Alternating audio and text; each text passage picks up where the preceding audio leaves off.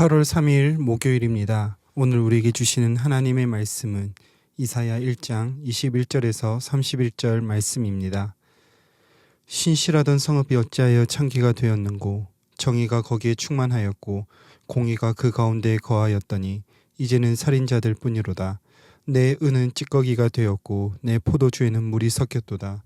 내 고관들은 패역하여 도둑과 짝하며 다 뇌물을 사랑하며 예물을 구하며 고아를 위하여 신원하지 아니하며 과부의 송사를 수리하지 아니하는도다.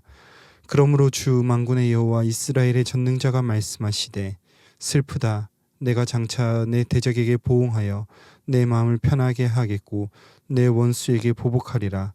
내가 또 내 손을 내게 돌려 내 찌꺼기를 제물로 씻듯이 녹여 청결하게 하며 내 혼잣물을 다 제하여 버리고 내가 내 재판관들을 처음과 같이 내 모사들을 본래와 같이 회복할 것이라.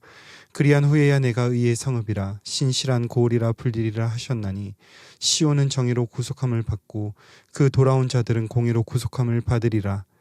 그러나 패역한 자와 죄인은 함께 패망하고 여호와를 버린 자도 멸망할 것이라.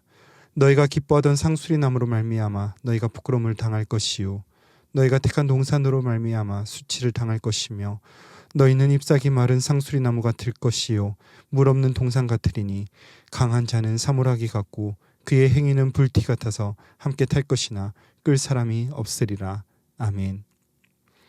앞선 10절에서 20절까지는 하나님께서는 이사야를 통하여 형식적인 제사를 책망하고 이스라엘 삶 전반의 개혁을 촉구하며 약속과 경고를 동반한 변론과 회복으로 이스라엘을 초대하고 계심을 보았습니다. 하나님의 백성 이스라엘, 남유다가 나아가야 하는 길은 17절에서 말씀하시는 것처럼 선행을 배우고 정의를 구하며 학대받는 자들을 돕고 연약한 자들을 돌아보는 것, 다시 말해서 하나님의 마음이 있는 곳에 그들의 삶이 있을 것을 촉구하셨습니다. 오늘 본문에서 하나님은 남유다, 우리 통칭해서 이스라엘의 타락을 탄식하시고 책망함과 더불어 심판을 통해 이스라엘을 회복하실 것이라 말씀하고 계십니다. 이스라엘이 원래 회복해야 하는 모습은 21절에서 원래 신실하던 성읍 그리고 정의와 공의가 충만한 성읍이었음을 알 수 있습니다. 그러나 이제는 그런 모습은 사라지고 이스라엘은 하나님의 기대에 완전히 떠나버린 곳이 되었습니다. 앞선 4절에서 여호와 하나님을 만홀히 여기며 떠나버린 사람들은 결국 그들의 삶에서도 윤리적으로 도덕적으로 피폐해짐을 경험하게 되는 것입니다. 그 모습이 얼마나 참담한지 이사야는 신실한 성읍이 창기가 되었다고 애통합니다. 이는 이스라엘이 시내 산에서 하나님과 언약을 맺음으로 이스라엘은 하나님의 거룩한 신부가 되고 하나님은 남편이 되어주신 것을 상기시키는 것입니다. 그들이 거룩한 하나님을 버린 결과로 상실하게 된 것은 본문 1장 안에서 계속 반복되고 있는 정의와 공의입니다. 정의는 법적 용어로 공평하고 합리적인 판결을 의미하는 법적 단어이며 공의는 사회가 추구하는 가치관과 관련이 있는 용어로 두 가지 모두 다 하나님의 거룩하심을 기반으로 하는 삶의 체계입니다.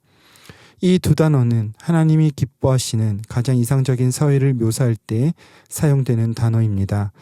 하나님을 떠난 자들은 자연스럽게 삶의 부패를 초래할 수밖에 없음을 알려줍니다. 이사야를 통해서 애통해 하시는 하나님께서는 백성에 대한 심판을 시작하십니다. 전적인 하나님의 주권에 의하여 시작되는 심판은 25절에서 그의 손을 들어 자기의 백성을 향하십니다. 그런데 그 결과로 백성이 멸망하는 것이 아니라 정결해지게 됩니다. 하나님의 심판이 시작될 때 나타나는 결과는 멸망이 아닌 더러움을 제거하시는 것입니다. 또 계속해서 심판으로 인하여 26절에서 이스라엘은 회복을 통한 잃어버린 이름을 회복하게 됩니다.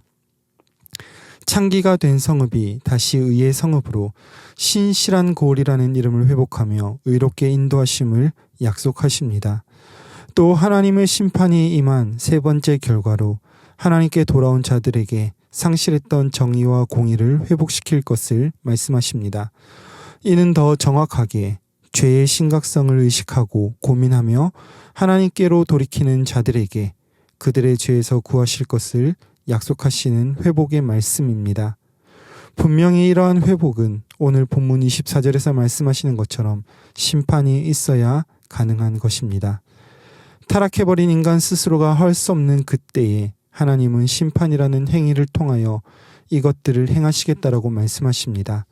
그러나 분명히 그 심판의 목적은 자신의 자녀들을 멸망시키는 것이 아니라 구원하시는 것에 목적을 두고 행하시는 심판입니다. 패역한 자들은 죄인들과 함께 망할 것이며 부끄러움을 당하고 불에 탈 것이라는 말씀으로 오늘 본문을 마치고 있습니다. 오늘 이 말씀 앞에서 우리에게 주시는 교훈이 무엇입니까? 바로 하나님의 구원을 바라고 소망해야 함을 깨닫게 됩니다. 하나님께서는 잃어버린 자신의 백성들을 찾으시기 위하여 친히 심판하십니다. 그런데 그 결과로 더러움이 제거되고 거룩한 백성, 하나님의 자녀된 이름을 회복하시겠다라고 약속하십니다. 뿐만 아니라 자신의 부정함을 주님께 고백하면 자비하신 하나님께서는 정의와 공의, 곧 그분 자체의 성품으로 우리를 회복시킨다라고 약속하십니다. 무엇을 위해서 그렇습니까? 그의 백성을 살리시기 위해서입니다. 하나님께서는 그의 백성들을 살리시기 위하여 행하신 우리에게 주신 선물이 있습니다. 그것이 무엇이죠? 자기 백성들을 저들의 죄로부터 구원하시기 위하여 하나밖에 없는 아들을 보내신 것입니다. 영접하는 자들에게는 자녀가 되는 권세를 주셨고 그로 말미암아 거룩한 이름, 자녀의 이름, 성도의 이름을 회복시켜 주셨습니다. 모세가 광야에서 뱀을 든 것 같이 들려지신 그 아들을 바라본 사람들마다 죄의 더러움에서 씻겨지고 멸망에 이르지 아니하는 영원한 생명을 선물로 받게 되었습니다. 하나님께서 이와 같이 그의 백성들에게 심판이 아닌 구원의 손길로 생명의 손길을 내미셨기 때문에 그 하나님의 행하심을 바라보는 우리가 해야 되는 것, 그것은 바로 하나님을 의지하는 것입니다. 나에게 시선을 두는 것이 아니라 정의와 공의의 근원이 되신 하나님께 우리는 시선을 두고 마음을 드릴 수 있어야 합니다. 그때 혹시나 나에게 포함되어 있는 나의 연약함과 더러움이 있다면 다시 하나님께 나아가 온전하게 해주시기를 구하는 저와 여러분이 되시기를 간절히 소망합니다.